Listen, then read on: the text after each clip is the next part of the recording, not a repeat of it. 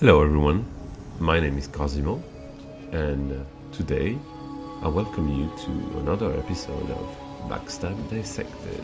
Yes! Today we are going to talk about the giant golden arc bait, the roll-in bait, I call it. To illustrate the difference between the two builds, I made two specific builds. One at 150, 65 40 dex, and this one here, 40 dex and 34 faith. 34 faith to get the cast of Giant Golden Arc, and 40 dex in order to get the max cast speed with the Radagon Seal. Why is having max cast speed important?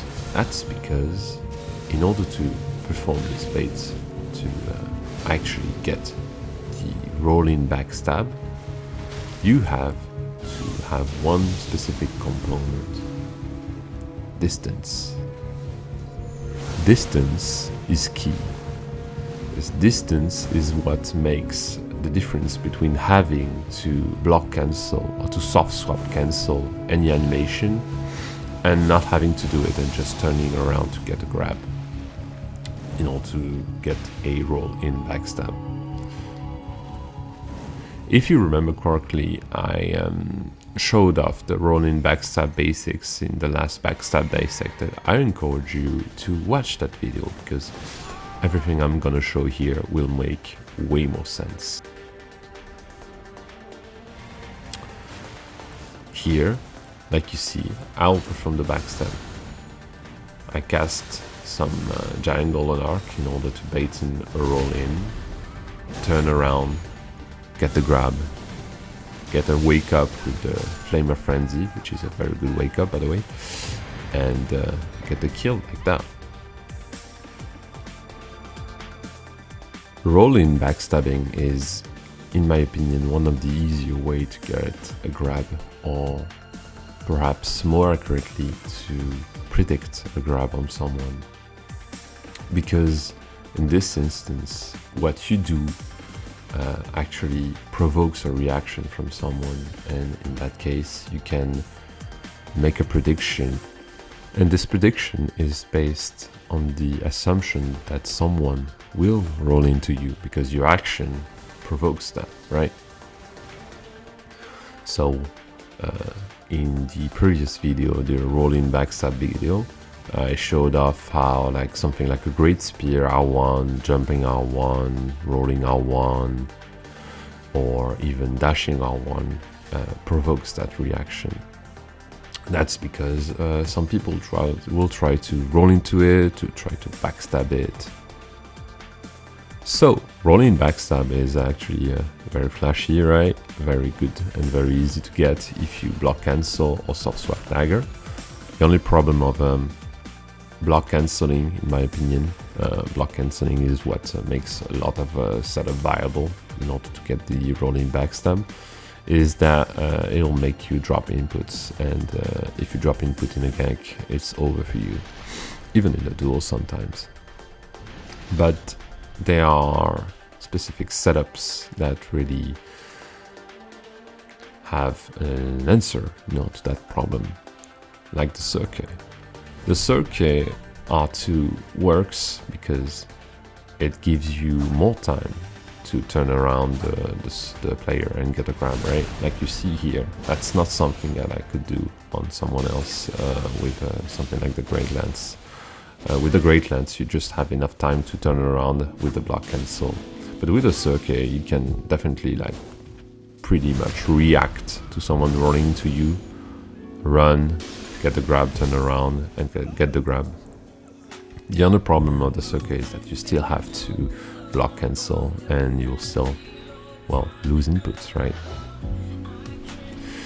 But that's where the Giant Golden Arc intervene, and that's why the Giant Golden Arc is so damn good.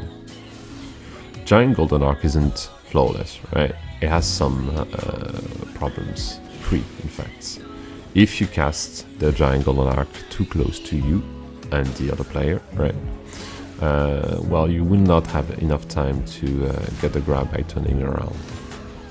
If the other players well, just try to run away from you, well, there's no point in trying to getting a grab like that. And finally, if someone tries to jump the giant golden arc, well, you will not get the grab as well. But jumping isn't the perfect answer to giant golden arc backstab. Finally, I think there's one last specific answer to the giant golden arc that exists. It's poise.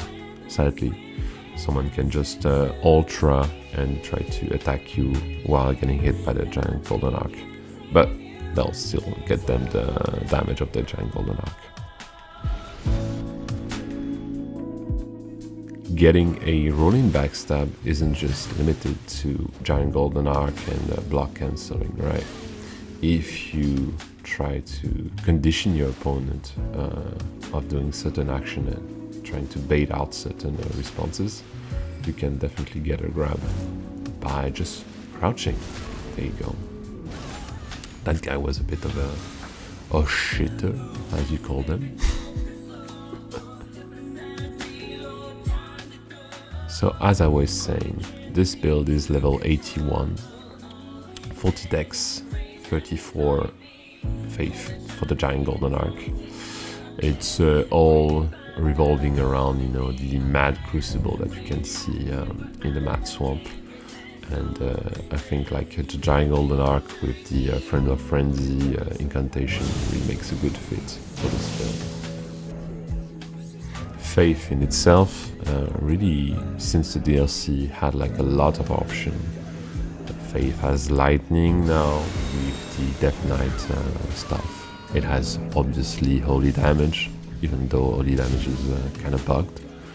And it has fire, and now it even has pure physical damage with the new horned warrior weapons, right? The double twin sword is definitely a good fit. In this invasion here, this phantom actually drank the physic that lets you regenerate when you get hit by elemental damage. So in this specific circumstance, the Horned Warrior stuff actually helps greatly.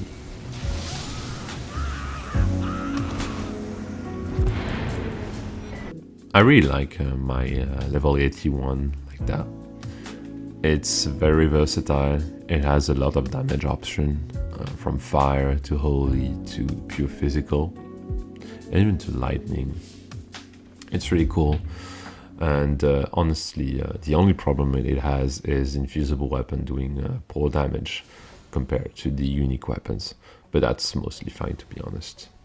Here I can see that the Phantoms just likes to roll into my giant golden arc, so I know that I can baiting backstab like that, but I can also see that it's a bit latent to me, probably Japanese, which is fine. I just have to adjust, right, the turn to get the grab here. But like you can see, having more latency allows you to do some pretty wacky stuff, because, well, the character model on his screen and on my screen are different at different placements, so I can get grabs that I can get because of the distance where I casted my giant golden arc. Here the host gives up, but that's fine for me. I can just end it here. Like I said, pretty latent. Earlier I talked about like how jumping isn't that good of an option, right? Well, you'll see why here. You can end up getting burrito by the giant golden arc and the grab at the end, because getting stunned in the air by a giant golden arc will open you up for a backstab, and that's a lot of damage to get hit by in one go. So I don't know if jumping is actually the best option, because the giant golden arc model in itself is quite tricky to actually understand where the hitbox is, and you can get hit by in the air like that. Here in this invasion, I don't end up getting a grab, but you'll still see why Giant Golden Arc is such a good spell in itself.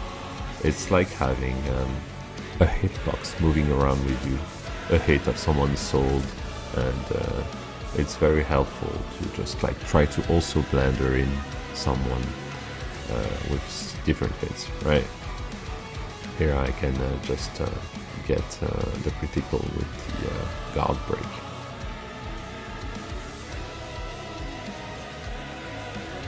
Alright, this invasion was pretty infuriating. There's nothing about the Giant Golden Arc here, but I think it's also a good showcase of the build in itself, and all of the different strengths of the build, all of the different incantation that I have. On my level 150 I also have Elden Stars, but obviously at 81 I cannot manage to have a, well, 81 faith, not 81 faith, 40 dex and 34 faith. But that's fine. I can just try to manage with different incantation, like the giant fireball, the giant golden arc, and wog.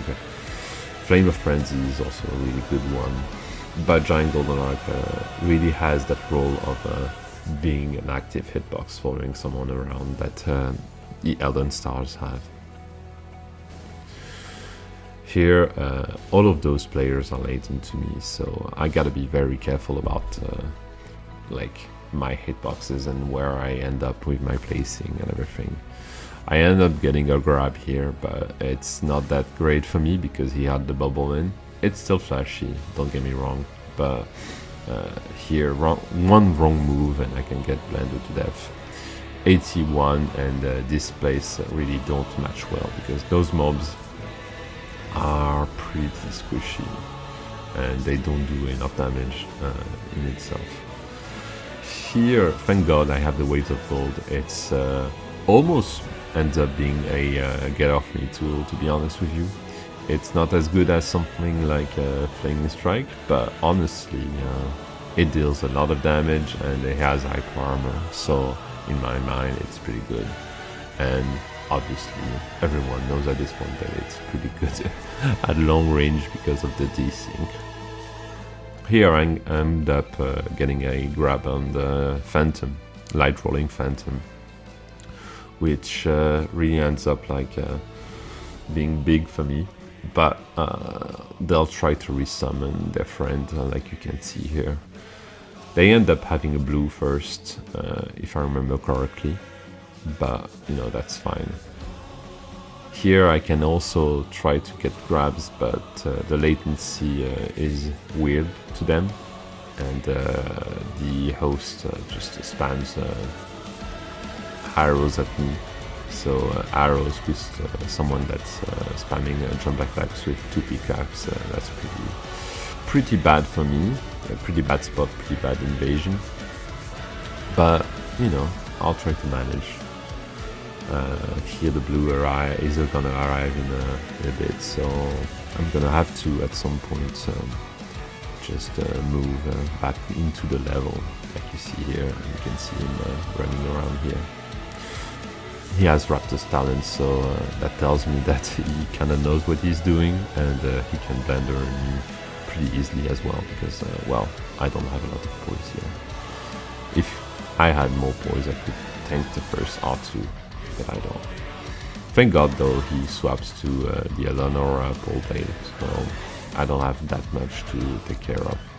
Sadly though, I can see he spams Albino Red Clots at me, so I know I have to finish him off quite quickly. I don't know why he doesn't heal up here. I end up just killing him with a Flame of Frenzy, because Flame of Frenzy, there's not a whole lot you can do to avoid it if you don't have too much latency to me. So I end up killing him with that, thankfully. The blue is dead, so they try to resummon. I try to pressure them in order to stop the resummon, but sadly, well, there are 2 people and they are quite latent, so getting you know, like good hits on them is pretty tough. I try different stuff here. I tried the fist, you know, the martial fist and the whip, but sadly nothing really connects other than incantation.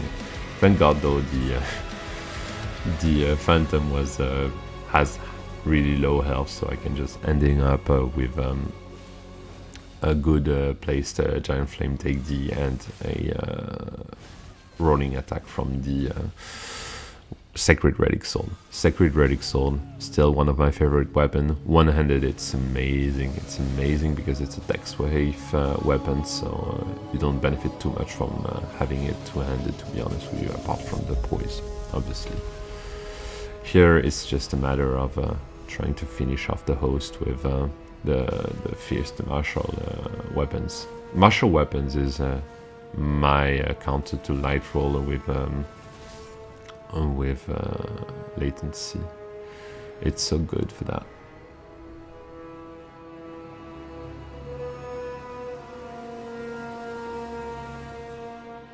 Thank you very much for being here. I wanted to make this video for quite a while, but I couldn't explain this giant golden arc bait without first having to explain how like rolling backstab worked, right? I really hope you find this video informative. If you like the video, please like it.